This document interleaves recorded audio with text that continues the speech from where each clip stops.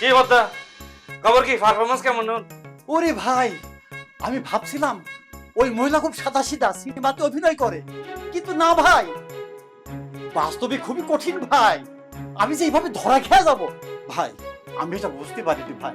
তার মানে কি তুমি কি নাম বলে দিছো যে? ওরে ভাই রে ভাই, কি বলবো, সে আমাকে থানায় দিতে চাইছে, তখন আমি মুখ দিয়ে ঠাস করি নাম বলে ফেলছি। বাহ বাহ বাহ, কি চমৎকার কাজ করে ফেলছো তুমি।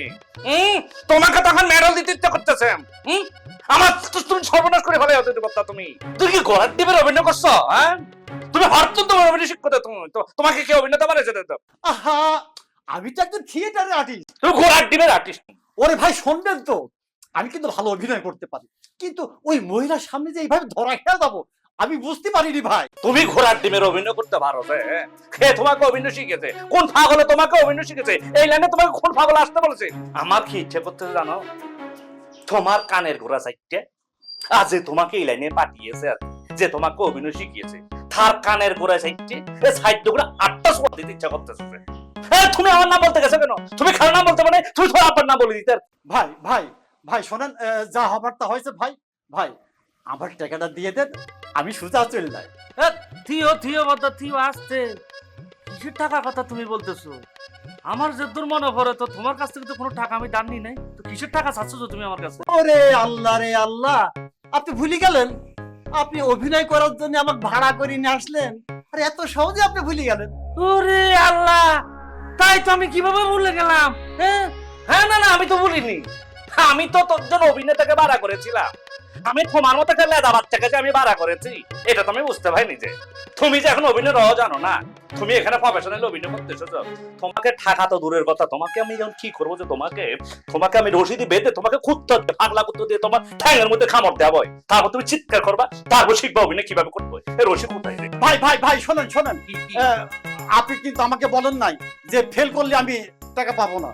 ওরে বাবা, তুমি কত বড় মাপের অভিনেতা, তোমাকে আগে আমাকে কনফার্ম করতে হবে। তুমি ফেল মারলে আমি টাকা দেবো না, তুমি যদি পাস করো তারপর তোমাকে টাকা দিব। তোমাকে তো আমি কেন যে এখনো মারতেছি না, আমি তো বুঝতে পারতেছি না আমার হাত কেন এখন স্ট্রোক হয়ে আছে যে। ভাই ভাই দেখেন, আপনার তো রাগ করছেন কি জন্য?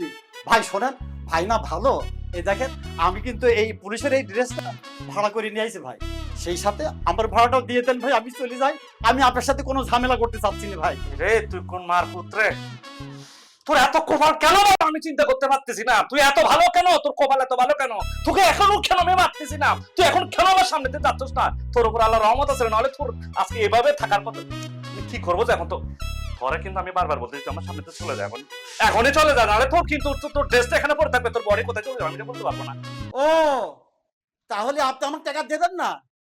ঠিক আছে, আমি সবাইকে বলে দেবো আপনি আমাকে ডাকি নিয়ে আসি অপকর্ম করাচ্ছেন, এই কথাটা প্রত্যেকটা মানুষের কানে কানে বলে দেবো। হ্যাঁ, এই কাজ তো করা যাবে না। সত্যবাদী যুধিষ্ঠির, তোমাকে জানি আমি কি করবো। তুমি দাঁড়াও, তোমাকে ডাকতে হবে না, আমি নিজে ডাকতেছি যে এলাকাবাসীকে ডেকে তোমাকে আমি যেটা করবো এখন, এই যে পুলিশের ড্রেস পরে তুমি যেটা ব্ল্যাকমেল করতে এসেছো, আমার নিজে হাতে মারা লাগবে না। জনগণ যখন এসে জানবে তুমি একজন ভুয়া পুলিশ হিসেবে এখানে ব্ল্যাকমেল করতে এসেছো, বুঝছো? তোমার হাড্ডি গুড্ডি পরে থাকবে, মাংস সব খেয়ে ফেলবে যায়। ঠিক আছে, আমি ডাকি কেমন?